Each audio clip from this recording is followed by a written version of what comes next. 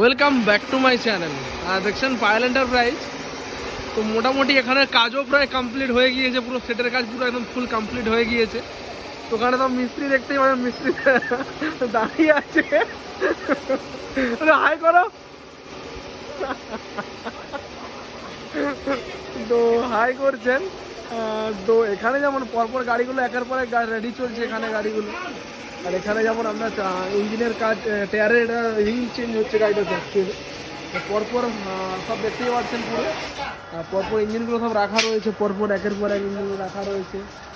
ভেতরের দিকে পরপর গাড়িগুলো প্রায় কমপ্লিট হয়ে গিয়েছে। এখানে যেমন পিছনে যেমন একটা 1115 ইঞ্জিন চ্যাংফা কোম্পানি ইঞ্জিন গাড়ি রেডি চলছে এখানে। তো ক্লাচ লাইনের কাজ চলছে এটাতে।